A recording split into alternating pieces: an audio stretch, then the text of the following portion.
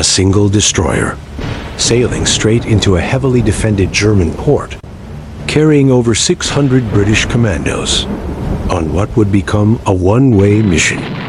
For years, Britain and Germany had been locked in a brutal war, a war that consumed cities and turned the Atlantic into a deadly battlefield.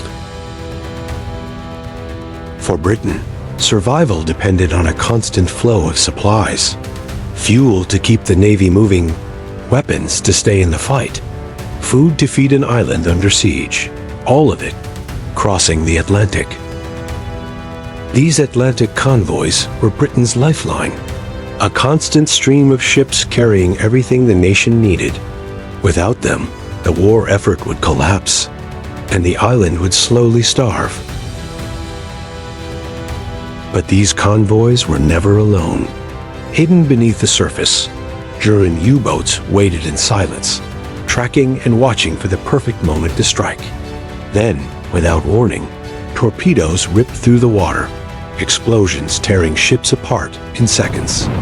Panic spread across the convoy, crews scrambling in darkness as the Atlantic turned into chaos.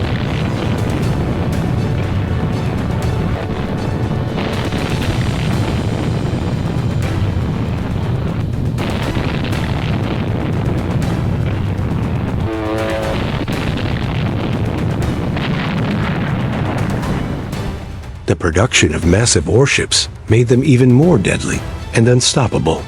Germany invested heavily in floating fortresses designed to dominate the Atlantic. Ships like these were not just weapons. They were symbols of overwhelming naval power. Armed with massive guns and heavy armor, they could destroy entire convoys in a single engagement. German aircraft hunted from above, while U-boats attacked from below. But these warships represented a new level of threat on the surface.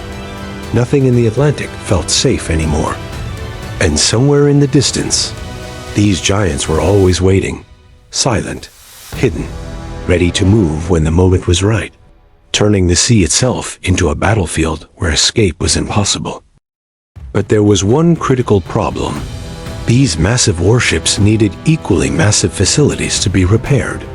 And in all of occupied France, there was only one place capable of handling them: St Nazaire. St Nazaire was one of the most heavily defended ports in occupied France. The Germans knew exactly how important it was, and they protected it accordingly. Massive concrete defenses surrounded the harbor, turning it into a fortress by the sea. Anti-aircraft guns were positioned across every critical point, ready to open fire on anything that moved. Searchlights scanned the night sky without pause, making surprise almost impossible. The sky above St Nazaire was constantly watched. Radar stations detected incoming aircraft long before they could approach the coast. As soon as a threat was identified, alarms echoed across the entire port, putting every gun crew on immediate alert. Heavy flak batteries were positioned in layers, creating overlapping fields of fire designed to tear apart any attacking bomber formation. Night or day, the sky was never unguarded. Even low-flying aircraft would be met with a wall of fire before they could get close. From the sea, St Nazaire was heavily defended. Massive coastal artillery lined the shoreline, covering every approach to the harbor. These heavy guns were built to destroy any ship long before it could get close. Any naval attack would be met with overwhelming fire from the coast itself. Then came a plan so bold it seemed impossible.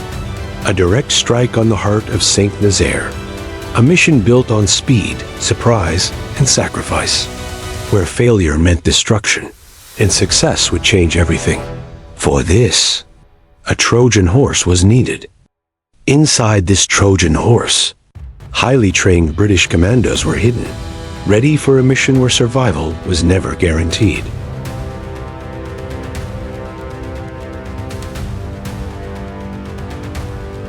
Highly trained British commandos boarded the ship in silence. Campbeltown departed into the night, heading toward St Nazaire. As the ship entered the harbor, searchlights locked onto it, but no one was certain what they were seeing. Then the truth became clear. German defenders opened fire, realizing something was wrong, but it was too late. The ship couldn't be stopped, crashing straight into the dock gates. They moved instantly. British commandos stormed off the ship, spreading out into the harbor under heavy fire. There was no hesitation, no turning back. Each unit pushed toward its assigned targets, moving with precision through chaos and gunfire. Explosions and gunshots echoed across the port as they advanced deeper into enemy lines. Every second mattered, and they knew the mission had to be completed before time ran out.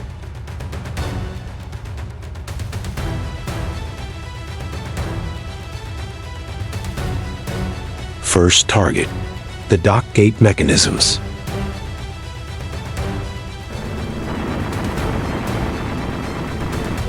Other targets included the German command center and the port's electrical systems, disabling coordination and plunging the harbor into darkness.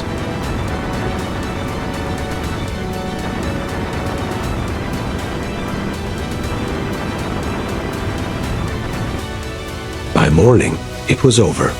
The gunfire had faded, and an eerie silence settled over St Nazaire. Smoke drifted above the shattered harbor, and what remained stood still, as if the battle had never ended, only paused.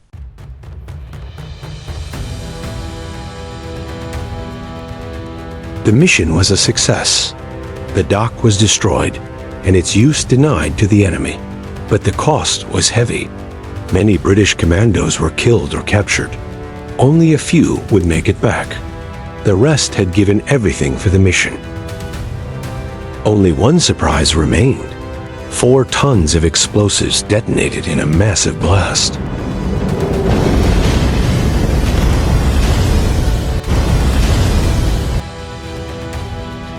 After the raid, German capital ships lost a vital repair hub.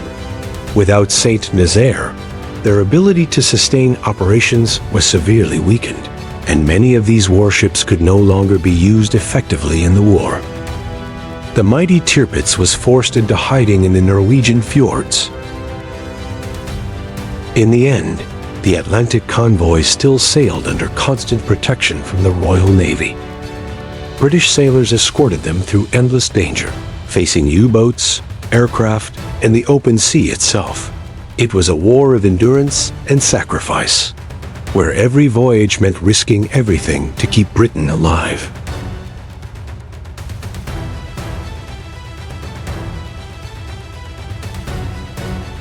And the story of these men deserves to be remembered.